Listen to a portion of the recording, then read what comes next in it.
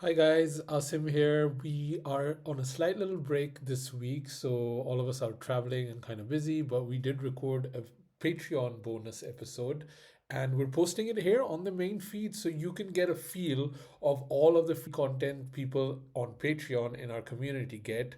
We've also made a few other episodes and content pieces, videos, trailer reactions available on Patreon, open to the public so you can have a look and kind of maybe you want to join us, maybe you want to support us.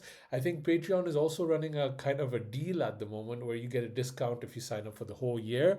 We will be doing more things on Patreon because it really is the way that we can kind of grow and kind of get more support and have our little kind of non-toxic community. Sometimes a lot of independent podcasts cannot survive, and we basically are still here because of our Patreon listeners. So if you want to support our work, if you want to kind of, keep enjoying the show, joining Patreon might be a good way to do that. So join us, visit, have a look. Even this episode is a video version available on Patreon. We thought we'd give you a freebie to get a taster of what we do on Patreon and, get you guys to maybe sign up. So this episode, we are talking about Sangam, which is a Raj Kapoor movie, which was, again, a pick made by one of our Patreon listeners, and they can suggest every month a movie we watch.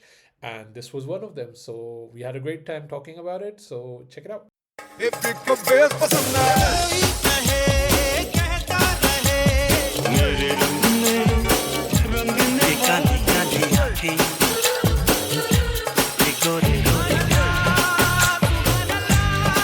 Hi, this is Asim. This is Sujoy. This is Amrita. And you're listening to Khandaan, a Bollywood podcast about the three main Khans of the Hindi film industry: Amir, Salman, And Shah.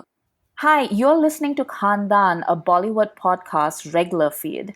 Thank you so much for your support over the years. We now have a Patreon channel with bonus content and exclusive merch for those of you who would like to support us. Every dollar goes towards creating more and better content. Visit us at patreon.com/Khandaan podcast. Hi, and welcome to a bonus episode of Khandaan Podcast. It's just me and Amrita today. Sujoy is on in Darjeeling Express. He's taking the Darjeeling Express. But yeah, he's not in. We wanted to kind of catch up because we were missing each other. I've been traveling and I haven't spoken to my friend here. And we also wanted to do a listener's pick because we haven't done those in a while because, the 80s have been keeping us busy. Yeah. And should we first announce what we're doing, like which movie we're doing? Because you have taken such pleasure in it, Amrita. I've been looking forward to this for such a long time. But I think it was it Nim who said that she Yes. wanted this? Yes, it was Nim. So we're doing Nim's pick for March, and it is going to be Sangam. with Raj Kapoor, Vaijayantimala, and Rajendra Kumar. Have you seen any movies with any of those people?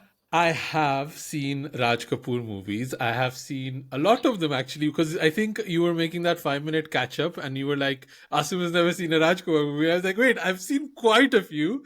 But the thing is, I saw them so long ago that again, they've all gotten mushed together.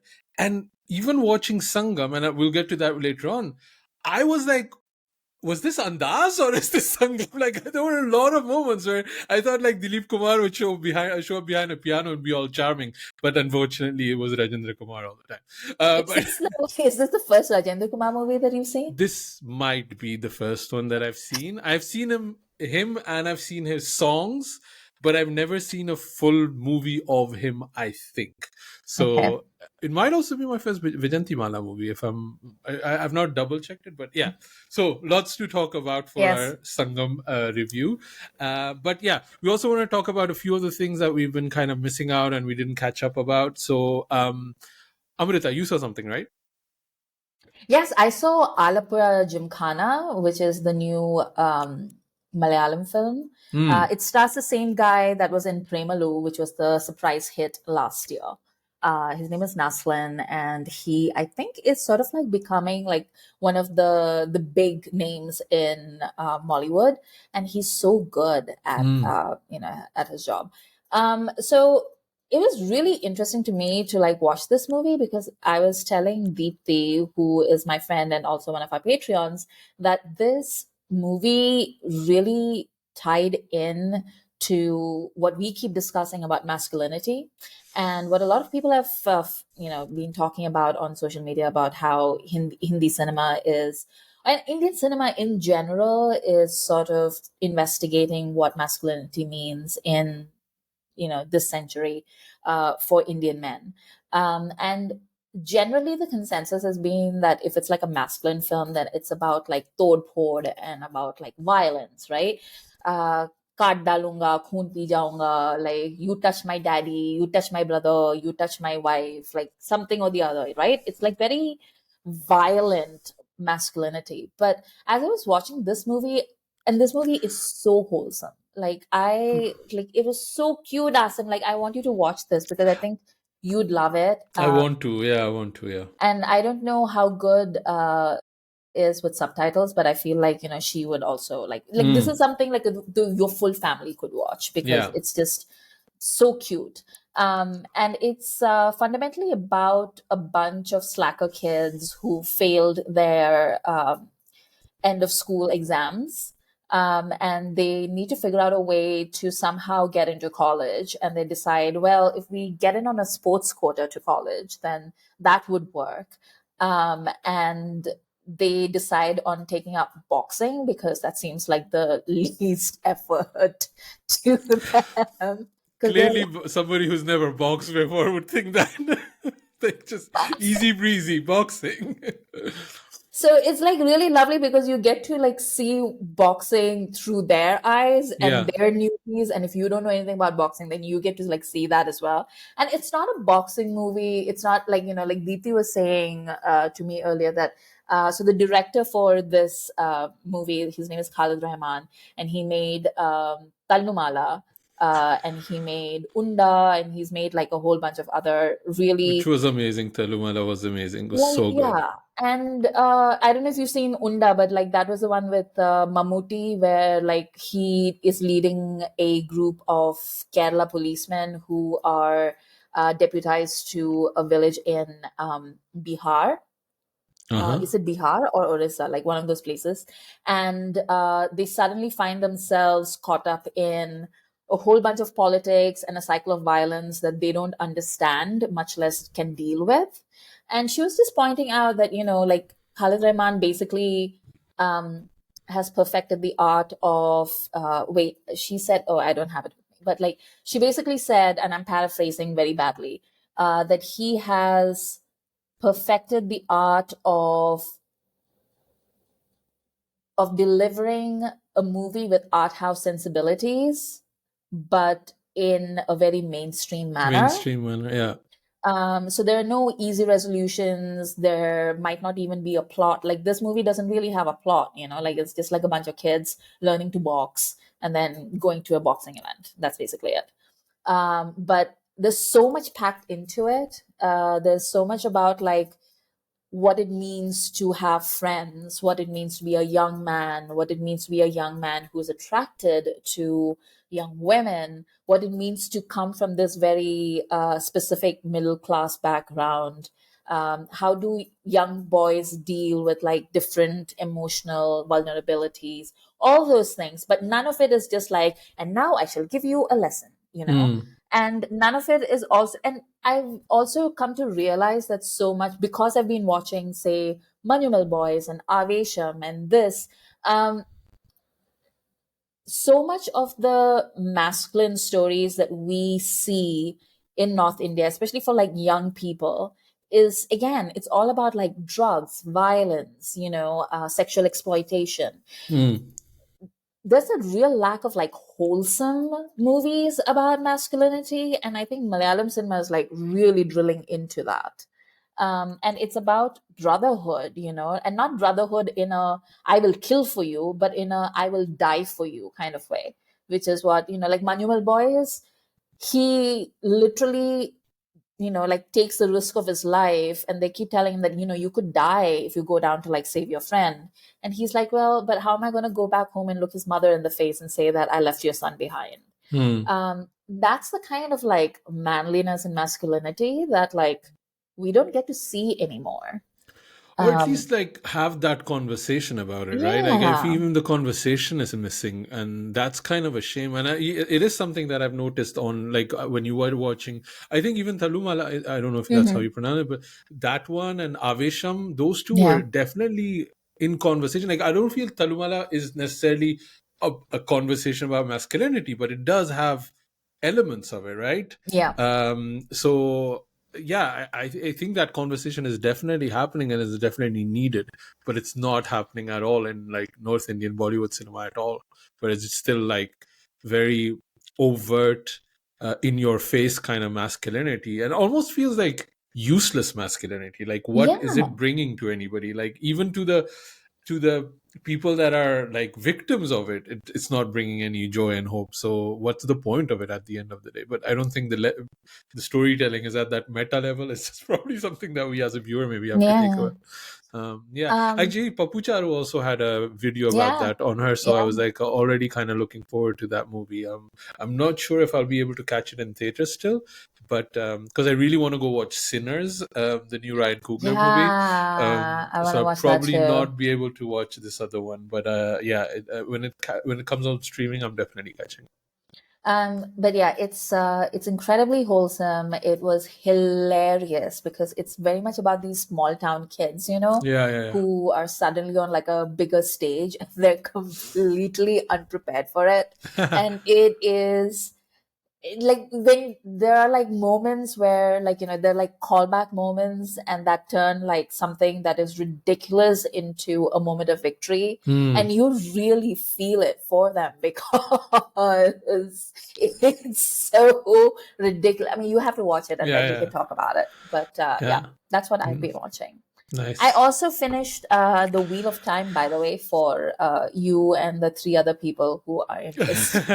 Like Yeah. literally three other people who are Yeah. interested. I came back from a holiday, and this is the first thing I put back on. Like episode 5, I started within 20 minutes. I was asleep because I was just so tired from driving. But yeah, I want to finish that. I want to talk to you about it. Yeah. Just good ending, happy ending. You feel okay, or? I feel it was a fire ending, and I feel Mm. like as somebody who hasn't read the books, I think you'll have like a better time of it. As somebody who has read the books, there are like significant deviations from the books, and I'm Right. still sort of grappling with it. But I feel like they've done a good job of like making it. It's just very much their version of Wheel of Time, which is not the version that's like playing up here. Yeah. But I'm dealing with it by thinking of it as a fan fiction version of The Wheel of Time, and that's making me. Most important question: did Moraine lose the hat?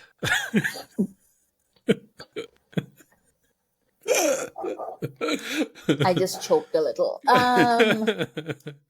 She Let me does. let me let me find out myself. I don't Yes, want you to yes. spoil the most important part of Wheel of Time for me. Anything else you've been watching? Anything else? You had a comment from Patreon you wanted to read also. Yes, I have a comment. I didn't reply to this, but like this is a comment on our Sikandar. Yeah, on our Sikandar thing. And it's from Surya. There's actually a couple of things that I want to talk about Surya because Surya's left like a couple of comments that I want to talk about. And Surya replied to the Sikandar episode by saying, I honestly wish everyone had a friend who supports them the way Asim supports Salman. Can I just say I am that friend for everybody that is my friend would know that that's the friend I am. Salman is nothing compared to how I protect my friends. This is nothing. But seriously, I just don't get it. Salman's not a child. He knows exactly what he's doing. He's just being lazy, plain and simple. And now Asim is out here blaming the director for everything. Like, come on. Can you even imagine how off the power dynamics are at that situation? It's not the director's fault that Salman isn't putting in the effort. Had this been SRK or Amir, the conversations would have been different.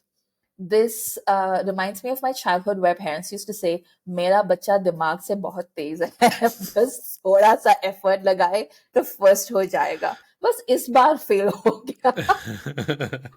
That is also something I've heard in my life. Yeah. Anyway, so that was one thing. And then, do you want to respond to that? It's so funny. Like, I think the same moment we've had two reels go viral, right? We had the Uh-huh. Karina and Amisha reel go viral on Instagram, and then we had my take on Sikandar going viral on TikTok. So Mm-hmm. both of these things are happening.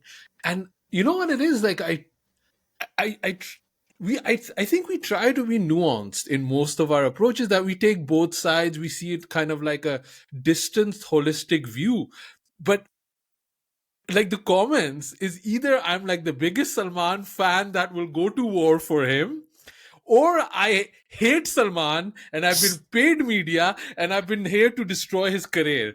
So it's just a funny kind of situation that although I try to pack in my nuance as much as I can about Salman, about his movies and stuff like that, that it feels like I'm forgiving his laziness, which I don't think I am, because I do feel that he is a grown man that's responsible for his things. But I also feel A.R. Murgados did a terrible job in that movie. Um, Mm-hmm. Yesterday there was some video I was just watching. It was quite late, and it was Salman Khan ki entries, and it was all the entries that Salman Khan has had that were badass.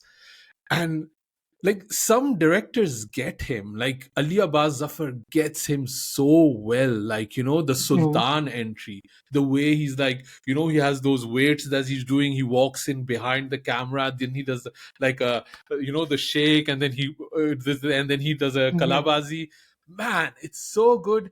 Even like and the Tiger Patan entry, Siddharth Anand, like that entry is one for the epic time. And then you have jacket udi hai hawa mein, like it's that, like the jump is so hard that like you're like, what are you doing? And it's really all Prabhu Deva, Remo Fernandez, Murgados, all of these guys, Ahmad Khan, all of these guys that he's worked one after the other. So that's where my problem lies. And the problem is Yeah. that he didn't get to work with Sanjay Leela Bansali, which it was so close. He didn't get to work with Atlee. It was so close. And I don't think I Atlee would have been a great movie. I'm not saying yeah. this, but I don't think it's that he didn't get to work with them. I think he refused to work with them. yeah, That's that's basically what it is. 100% it. He didn't make it work. He Hmm. didn't want to make it work. Whatever reason that is it his team? It is the advice? Is it he himself that is not gelling with these people?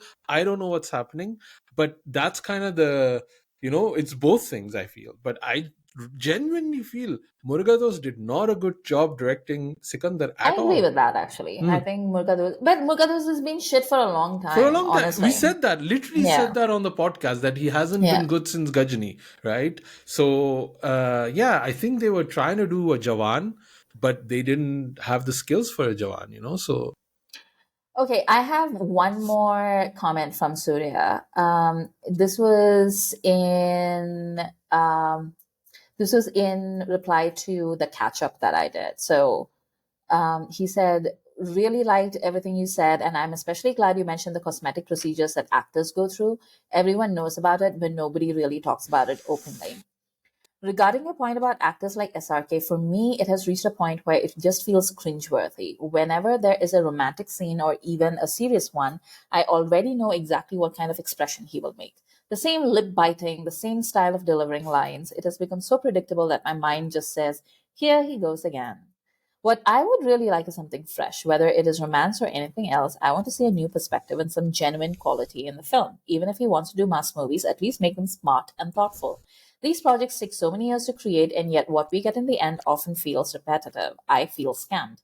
With the same expressions and the same kind of story, it just feels like lazy filmmaking. Maybe clever from a business point of view, less hard work and more money, but creatively it falls short. Generally, I can't argue with that. Like what he's saying, I have noticed it myself, like um I think this is like a problem with like all the Khans, to be honest. Like they know exactly where they can cut corners and where they need to put in the effort.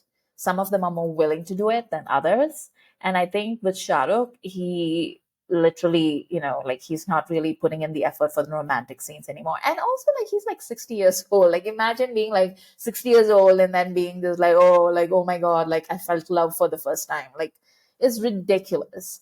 So yeah, I get it, and I can't really argue with what Surya was saying. I do have to say that he was trying to do different things just before his Mm, break. You know, Rais, Fan, Zero, all of those were him very trying to do different. different, right? Even I would say the romance in Zero was supposed to be different, right? Um, so I think he was trying, but that just wasn't accepted. I think at the moment he's just mad. Shah Rukh is mad at like media. He's mad at what happened, and he just wants to show everybody that he's the king, and that is by dominating the box office, calling his movie king. He has like, he's really pissed off internally, like he has that like motivation. Mm-hmm. And I think that's what Salman is lacking at the moment. I think Salman posted that video, which I knew was going to be like the he posted 2 videos of him working out, and I was like, this is a boon for Shah Rukh Khan fan accounts Oh, making why? edits.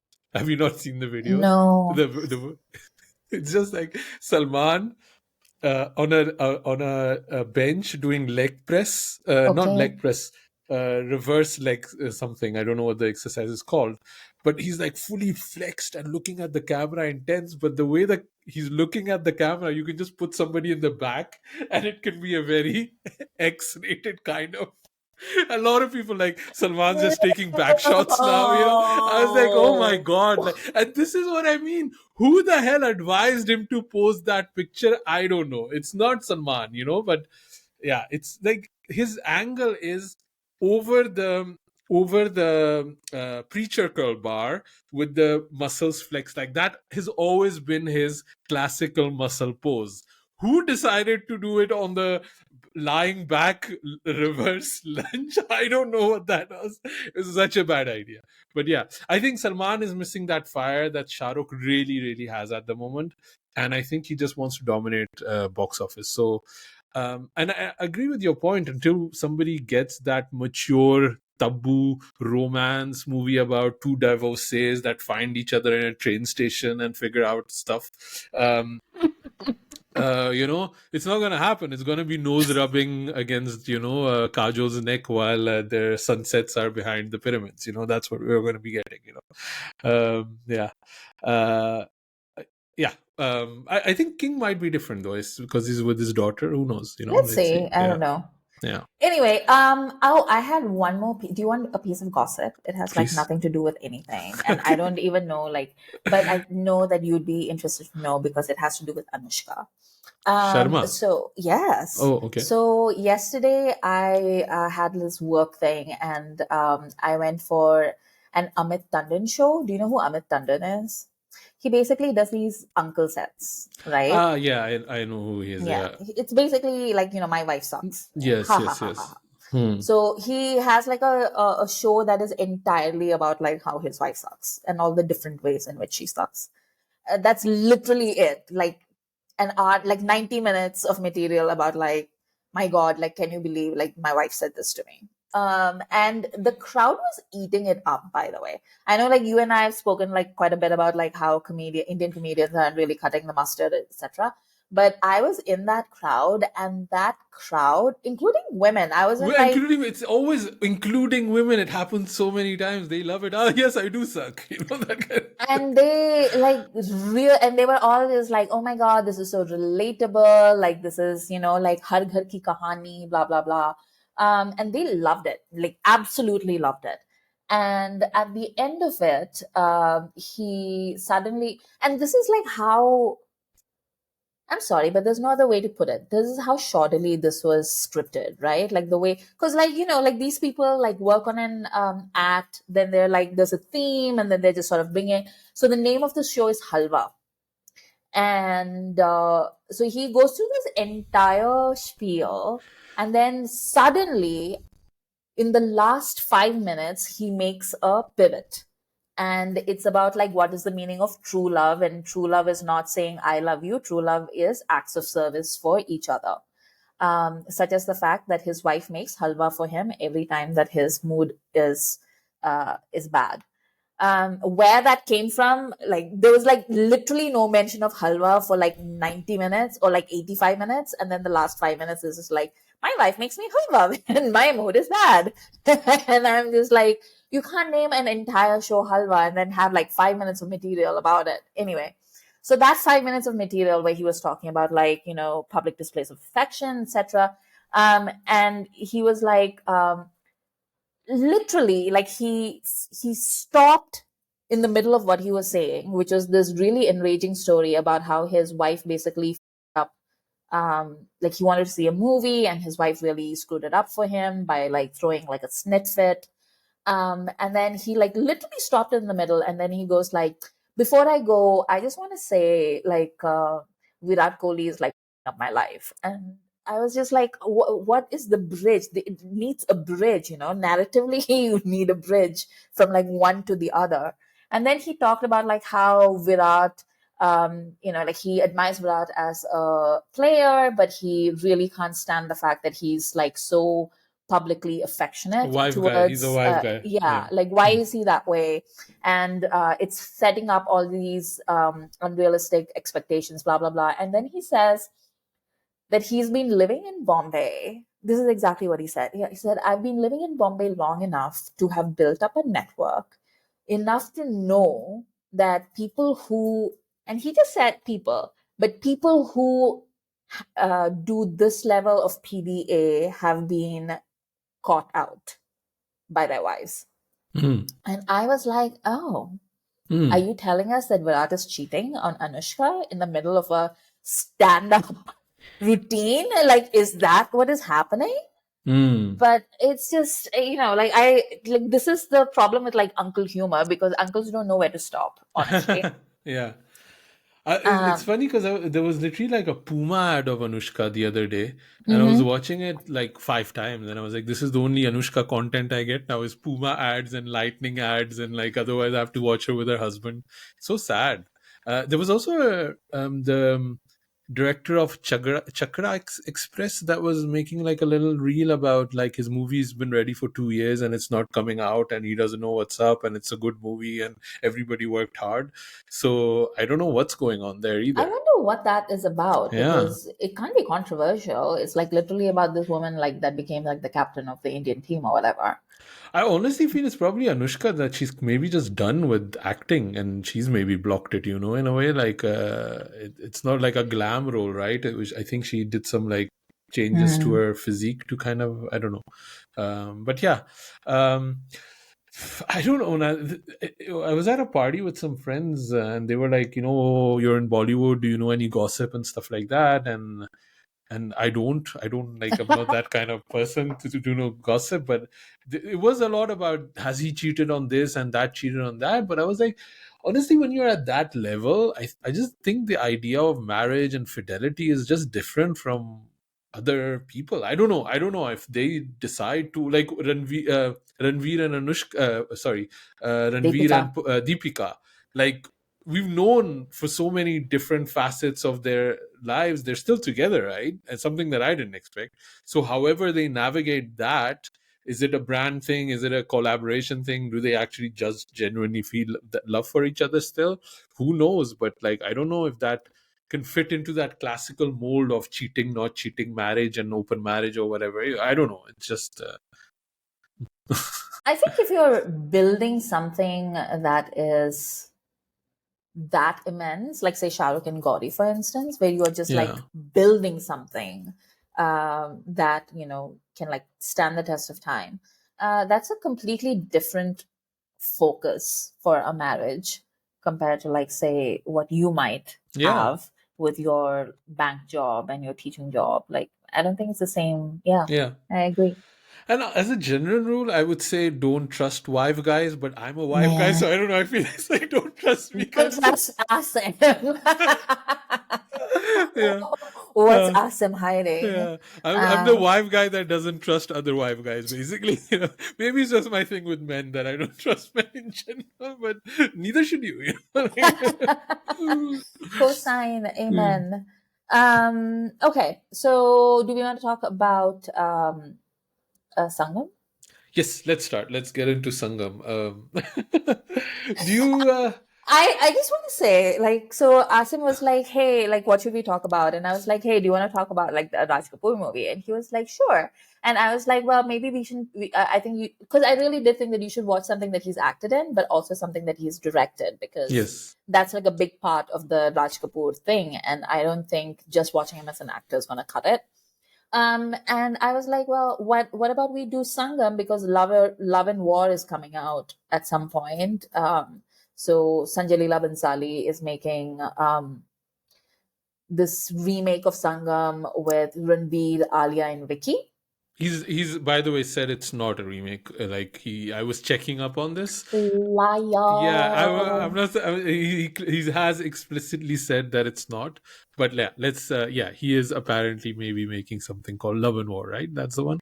I mean, this man is such a liar. Like, he just lies about everything all the time. Like, he probably couldn't get the entire Kapoor Khandaan to like sign off on the Sangam thing. And this is basically what's come out of it. But anyway, um, but we were like, I was like, well, you should watch maybe Sangam. And Asim was like, yeah, you said you had watched this before. I have. I have. Yeah. But again, it's been so long that I've seen Raj Kapoor movies that it was like all kind of mesh. And the thing is, you watch it as a kid, so I was like, have I seen the end of it? And then when I got to the end of it, I said, this feels familiar. I think I have seen this. I know where this was going. And then at like some point yesterday, I get a text from Asim. It doesn't say any hello. There's no like context. It's just like, it's 4 hours long. Because I have to say, this is the second time this is happening. You Patreon people are getting your money's worth, because Caravan was also 3 hours 40. You know, like, it's like such long movies, man. But yeah, I was like, because I was looking on YouTube, because that was the only way I could find the movie. It was not any other streaming platform. And it was a cut of 3 hours 20 that I initially found. Then there was one of just under 3 hours, and then there was one for 3 hours 40. And then I was like, no, no, no. So I had to check on IMDb how long the movie was, and then I replied to you, it's 4 hours. Yeah. Yeah. So yeah. Anyway, okay, let's talk about Sangam. Do you want to maybe give a little summary of what Sangam is about? Okay, so Sangam literally, so I don't know if you know this, Asim, but there is a place, like Sangam is a physical place in India. Oh, where the rivers get Where, together, right? yes, Right. yeah. So there are three rivers. There's the Ganga, the Jamuna, and then there's an underground river called the Saraswati, which is sometimes known as the Lost River. And they all basically come together. And it is also one of the most holy pilgrimage spots in Hinduism. This I know because of a very terrible Amitabh movie. Yes, exactly. It's so Oh, bad. So bad. I didn't. I forgotten about that. Okay, so Ganga Jamuna Saraswati. That's what it's called, by the way. If people want to, don't watch it, people. No, even as a Amitabh fan, it's really Don't bad. watch it. Literally, don't watch it. And it's so sad because it's the last Manmohan Desai film as well. Right. But honestly, don't watch it. Do yourself a favor. Anyway, so Sangam is the story of three friends from childhood who. So there's two boys and there's the woman Radha. And both the boys are in love with Radha, but Radha is very definitely in love with Rajendra Kumar. Also, Radha's slight played gold by, digger. Slightly. yes, like she likes Rajendra Kumar because he is, successful. He's from like a wealthy family, and Raj Kapoor is basically an orphan who is also, his best friend, like Rajendra Kumar's best friend, and his family sort of like, helped raise him, etc. And he's like a Air Force pilot, Raj Kapoor. I mean, whereas Rajendra Kumar is like money, money, money, and Vaijayanthimala would much rather marry Rajendra Kumar, but Raj Kapoor is not just loudly in love with Vaijayanthimala, but he's also the most oblivious character ever. Like, literally has no contextual cues whatsoever, cannot read a room, cannot read a character, cannot do anything.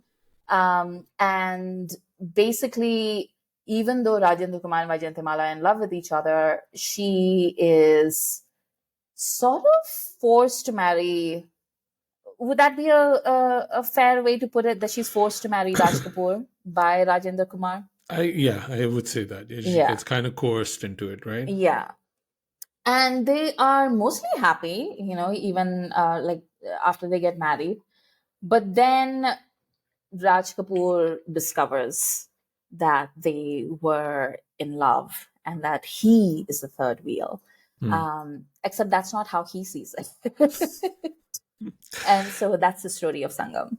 Yeah, it's basically just, young 40-year-olds figuring out life, like whippersnappers. Literally.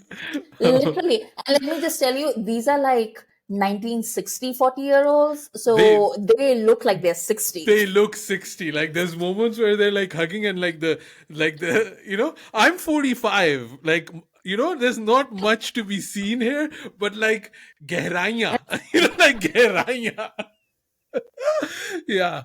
Um, like Amrita, it was funny you were making that point about Shah Rukh and all not looking as bad because of surgery. But seriously, like these men were living hard lives. Like like. Oh my god. Yeah. Yeah, they do not look good at all for their ages. But anyway, Yeah. so yeah, I won't say I've seen this movie or not seen this movie, because honestly, there's just snippets that I kind of remember, some songs, and I don't know if I saw it or it's just by cultural osmosis that I've like absorbed the movie to a certain degree, And I think it's that happens with a lot of these movies. I I think this is one of the longest movies ever made, like in that era. Like it was like 4 hours and it was like very very long. It had two intervals apparently, um, and also is one of the first color movies, if I'm not mistaken. Right? Yeah. The Yeah. Guide and Sangam were kind of competing to be one of the first Mm-hmm. major color movies, and I Mm-hmm. think which I thought just was so fascinating because Raj Kapoor's eyes, right? Mm-hmm. It's like he had this trump card and he couldn't use it until he had color film, in a way. You know what I mean? Like the green kind of sparkly eyes that he has, which he really puts into um, focus when he's like, the cinematography a few times, like the focus is just on his eyes. And I think it was probably like, yeah, a big thing that people have never seen his actual eyes, I imagine, right? Except maybe in photos. I don't know.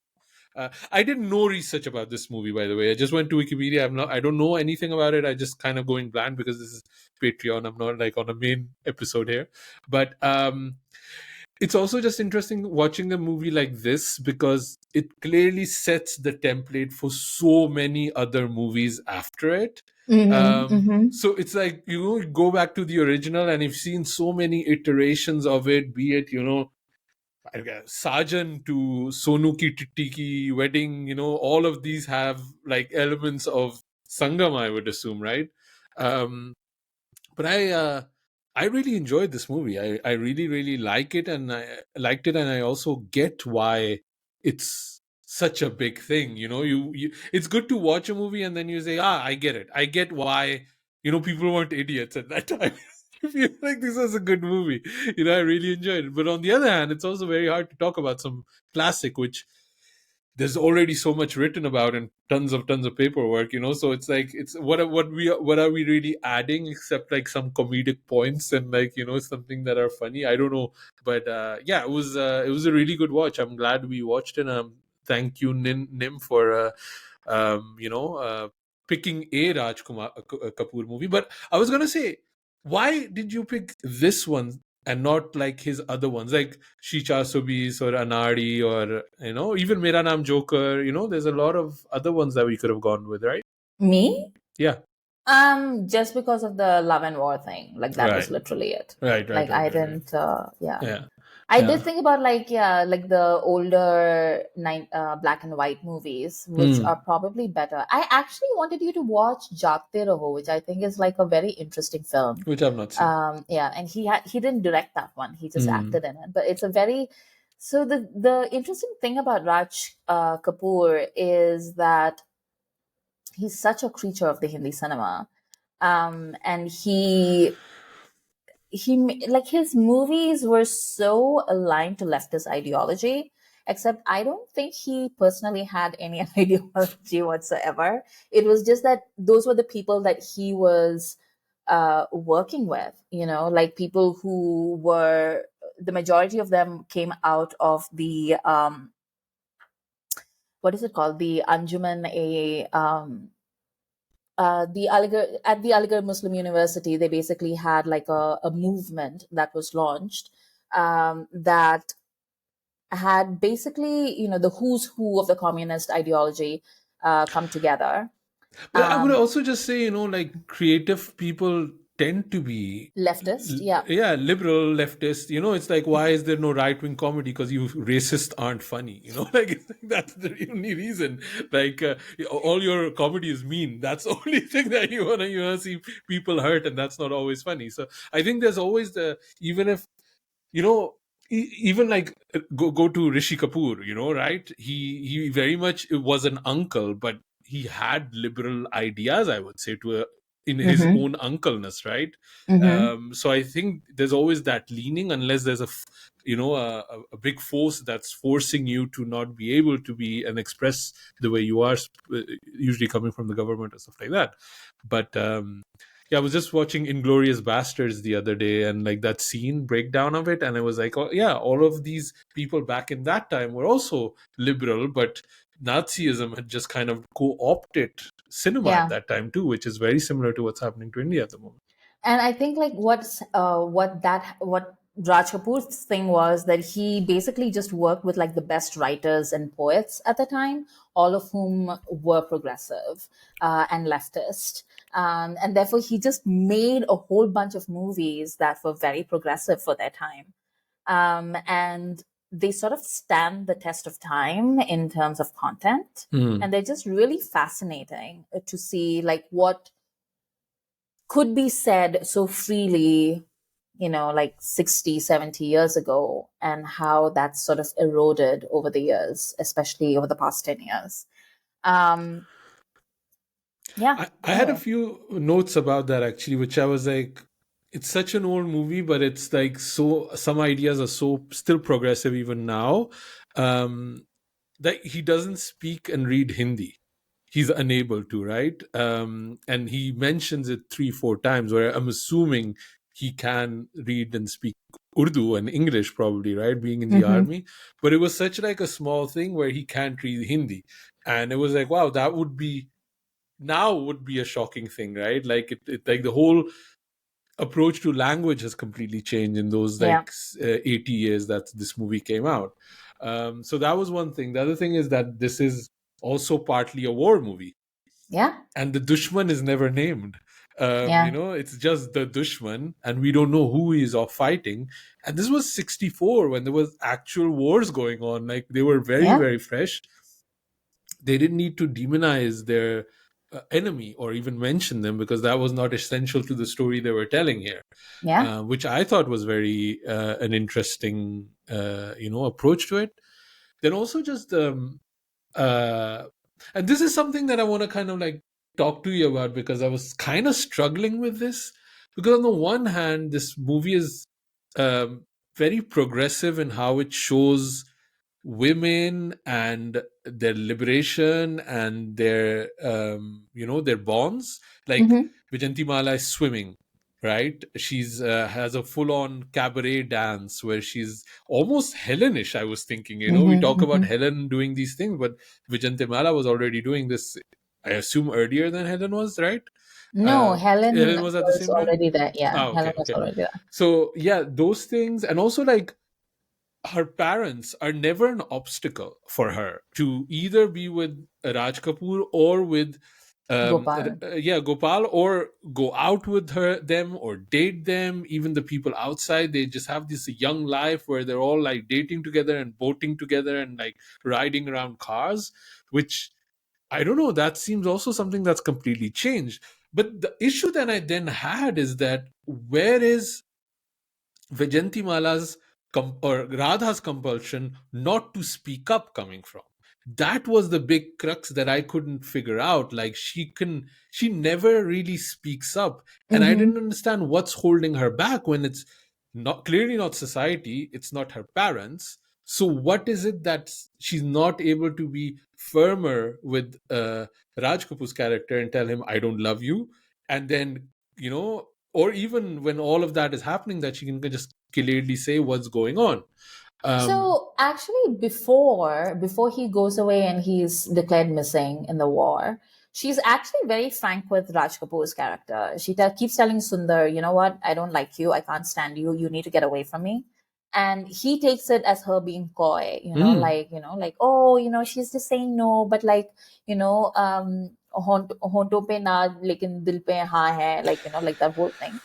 Um, but I always took her inability to say no to Gopal later and her, decision to marry him, to come from the emotional guilt trip that Gopal puts her to. mm. Because Gopal is just like, oh no, if like Sundar's heart breaks, then I will die. And then she's just like, oh no, not Gopal. I think she's also just genuinely pissed at him, like because he's such a Mm-hmm. weak person, Yeah, So that too. there's also just like that element. But I was like, she's because I think she does like Sundar. There's this moment where she says like, sometimes I even like your joie de vivre, your fun, the kind of energy you bring, but you take it too far. Especially at the boating. The other thing about being liberal in a way, he's so tactile, Raj Kapoor, Yeah. with everybody. He's so tactile, which was almost at odds of what I thought 60 cinema would be, where there's a bit more of a distance, right?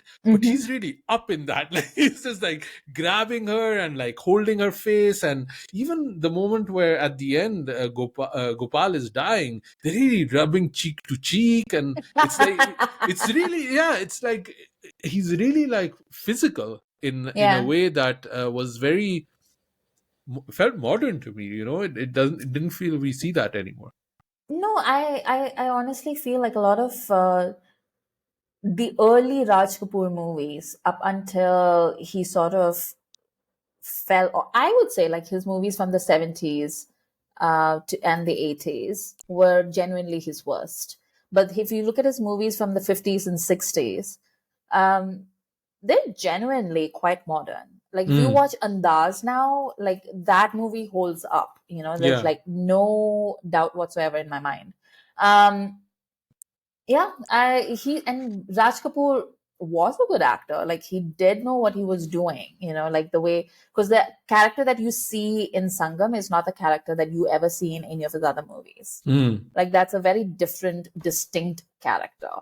Um, and that is something that you don't really see a lot of with star actors these days. It honestly felt Ranveer Singhish. Like Mhm. that's the thing Yeah, I yeah, was yeah. kind of going I for. was Like a thinking, very, yeah, very like loud and like yeah, brings energy, but gets so annoying after a while. It's like, just tone it yeah, down, man. Tone it down. yeah. So, um, yeah, so that was kind of a thing that I was kind of struggling with. That where's Vijanti Mala's pressure kind of coming from, which I that's the thing that I couldn't really crack.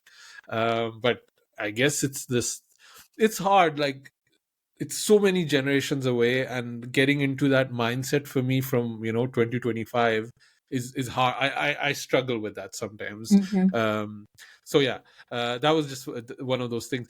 The other thing that I also found interesting is that when I mean, we watch a lot of European cinema, right? Like, Dolce Vita and all of these moments, American movies, and they all go to Europe and stuff like that. And it's funny that they present Europe and their stars in such an amazing manner. Like every Italian's beautiful, every French person is beautiful. But then you have here, the stars from India, and you see the actual European and they're a ghost. Just thought that was hilarious. I was like, that's accurate. uh, Uh, I'm glad they continued the thing of having Ago Europeans in their movies. Yeah. there was this. was it that was like talking about it? So, so this movie was also shot during the time that Raj Kapoor was having a flaming affair with Vaijayantimala, and Mm.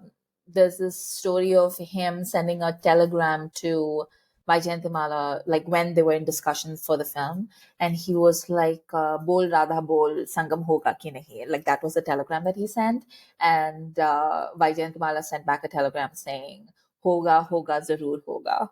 And then like they made it and they had like this flaming affair, and it was like a serious affair because like I think Krishna Raj Kapoor actually like left the house, and she moved the kids and herself into a hotel. There was like a big fight and all that kind of. And Vaijayanti was always like, no, no, no, we never had an affair. And then Rishi Kapoor, being Rishi Kapoor, went on stage a few years before he died and was like, I don't know why she's lying. I remember my mother leaving the house and taking us with her. So this movie had like a whole bunch of gossip attached to it. But I also remember somebody saying, I can't remember who it was, but they were like super mean about Vaijayantimala because they said that she basically stank of like coconut oil or something. And was like Raj Kapoor prefers his women like very European, and like Nargis was his like idea of like the ideal woman, etc. And then Vaijayantimala showed up with her champa chameli hair, and like they weren't surprised that they didn't like last or something. And I was like, wow, like meow. Mm. That was just so mean and incredibly racist because I wish I could remember who that was. I think it was like one of the gossip writers from the day or something. I can't Mm. remember who it was, but Well, it's just it does. I didn't know that, but it does explain why of the 4 hour runtime, an hour is just them traipsing around Europe for no, like it just keeps going on and on and on. And clearly, I mean, that's a good way to have an affair when you just take your co-actress and go on an correct, outdoor shooting for like I don't know how many months. correct, Yeah, correct. yeah, Anyway, yeah. What do um, you, so tell me about Rajendra Kumar. why? So Explain him to me because I I don't get don't it. know. I don't get it Hmm. either. Like I wish I could explain it to you, but like I don't know. All our mothers apparently thought that he was very handsome. I don't know. He's like very much like, the ideal man for an arranged marriage, like Hmm. tall, has hair, like all his teeth. And then it's like very successful, I guess. I don't know. Because he was like this was one of the massive stars, right? Didn't he Yes. have? It was is he like what was Jubilee his Kumar. nickname? Jubilee Kumar, right? So I mean, clearly, he had massive appeal. I imagine women were fawning over him. Men wanted to be him, and I don't know if it's. Have you seen more movies of his or more Oh work of his? yeah. Yeah, yeah, yeah. Is this is Sangam indicative of his work or like what is it? Yes, yes, This is it. yes, That's yes. this is That's Yehi hai. basically it. This is about as good as it gets. Wow. Okay. Yeah. Okay. Yeah. Yeah. He deserved the ending he got then. Yeah. Yeah, I wish I could tell you it gets any better, but no, it doesn't. Like Hmm. this is him. So apparently, I was reading they were trying to get like Dilip Kumar to do this movie initially, and Dilip was like, if you're directing, then I need final cut on the movie," which I think is totally fair Yeah. to say because clearly this is a very skewed kind of movie towards Raj Kapoor. That didn't work out. Then Kumar was involved too. I think Devanand they approached too. So I mean, I'm reading this on Wikipedia. So yeah, and then eventually they ended up with Rajendra Kumar, which yeah. So, one last piece of gossip is that so Raj Kapoor and Rajendra Kumar were obviously like very good friends, and they became even better friends during the making of this movie. And then years later, when Rajendra Kumar's son made his debut, what's his name? Bunty? Like, what's his real name? Kumar Gaurav. Kumar Gaurav. Yeah. So when Kumar Gaurav made his debut and he was like a smash hit. But Kumar Gaurav was madly in love with his leading lady from his first movie, Vijeta Pandit. And he really, really wanted to marry her. And she was like a really young, like she was like 16 or something. And Rajendra Kumar had personally selected her to play opposite Kumar Gaurav in his debut movie. But then once Kumar Gaurav was like, I'd like to marry her, he was just like, you're going to marry somebody from like a big family, right? Like, you're going to marry into wealth, and it's like, you're not going to like throw yourself away on this nobody. So this is, by the way, this is not like speculation or something. This is something like Vijeta Pandit said in an actual interview that came out sometime last year. So apparently he like broke them up and everything, and he got Kumar Gaurav engaged to Raj Kapoor's daughter. And they were like, ye dosti rishtedari mein badalni chahiye, etc. And Kumar Gaurav was still seeing Vijayada Pandit behind this girl's back. And if I'm not mistaken, I think this is the woman who married into the Nandas and is like Amitabh Bachchan's Samdhi. I think that's the lady. But yeah, and Kumar Gaurav did not want to be engaged to that woman, and until like after the engagement was announced and everything, and then they found out that he was still seeing Vijeta, and so they ended up breaking up. And then of course Kumar Gaurav, his career took a nosedive, and then he eventually married Sunil Dutt's daughter, which was like, if not the Kapoors, then at least the Dutts. But that's also really funny because like Nargis Dutt's daughter, like like Kumar Gaurav didn't marry Raj Kapoor's daughter, but he married Nargis's daughter, which is again like, what the heck. But yeah, this is like the type of old Hollywood Bollywood stuff that I love. It's just, these days it's all like who had what surgery, who is like sleeping with whose boyfriend or whatever. But back in the day they had like real gossip. This movie's soundtrack, oh my god, like, yeah, just straight bangers one after the other. Like, Yep. I finished it last night. I was humming the songs this morning like an old uncle. It's like ingrained in my head. They're so catchy. You get why like people used to go to the cinema so many times and sing these songs and stuff like that, right? Like, it's like they're so good. Obviously, I mean, all of them very, very well known. All of them turned into movies. Like the songs are movies. But yeah, they're. What's your favorite song? It's hard to say what my favorite song is to be. Like, they're all.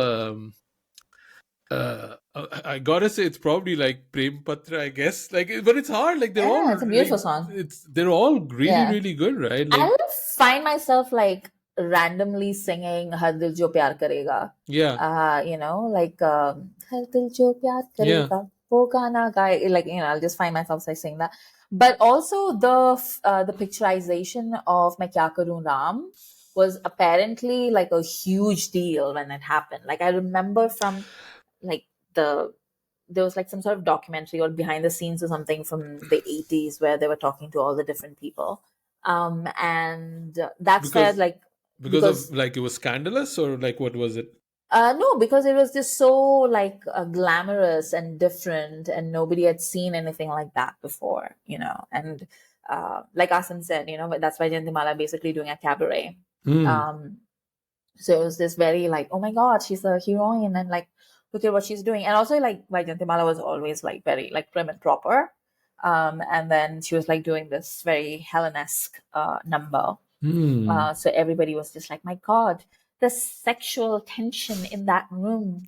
No, that song, and also just the Bol Radha Bol song. I was just wondering how much of a scandal these songs create, because she's like in a swimming costume and swimming and stuff like that. But I don't know. Like, I think people were just like saner about these things than they are now. Weirdly enough, I imagine.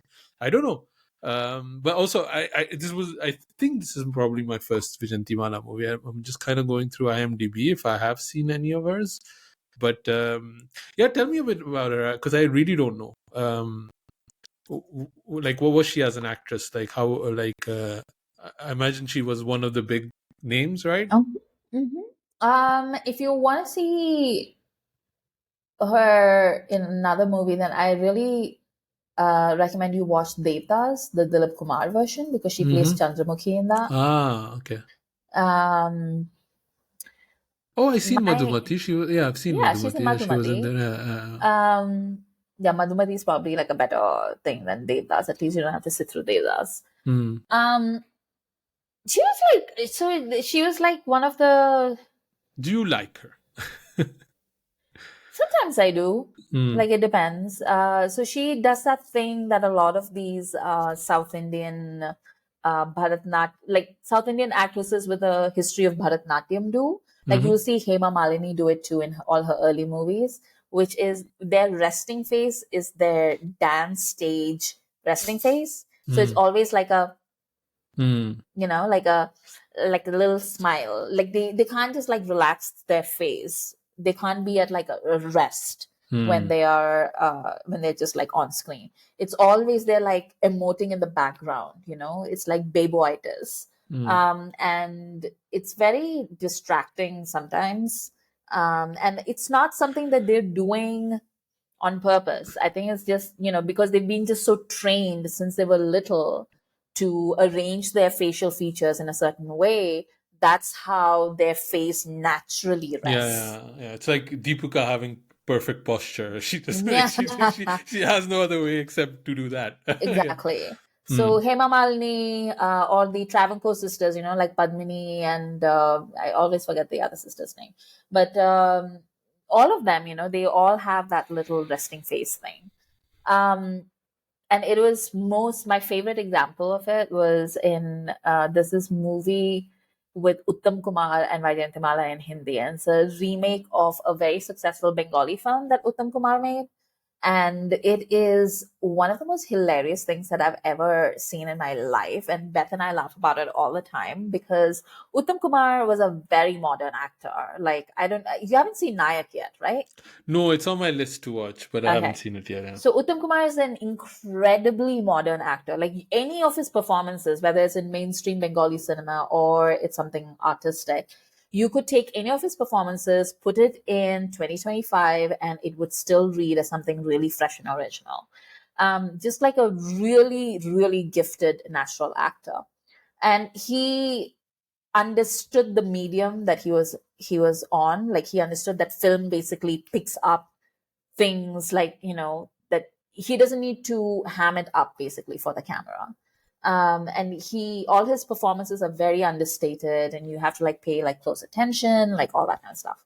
And then there is Vaijayanti Mala, and the two of them come together, and Uttam is like somewhere down on like the lower ground floor, and Vaijayanti Mala is on the penthouse suite on the 53rd floor, and she is just like emoting, and he is like, it's just so awkward and hilarious to watch like any of the scenes that they're in together. So yeah, Sangam I think is like a really good film in that all of them are on the same level of melodrama. Yeah. So they're all sort of like well matched. She became a shrimp farmer after retiring from movies. Like, this is crazy. She married Raj Kapoor's personal physician, according to IMDb, which sounds super shady, but chalo. After he divorced his first wife. But yeah, and she became a shrimp farmer, apparently, according to IMDb. So the Mansoor Khan school of farm kholenge. Okay.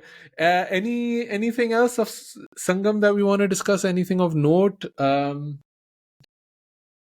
clothes are amazing. That kind of thing. I mean, yeah, it's cool to see things of that era. I just think, but yeah,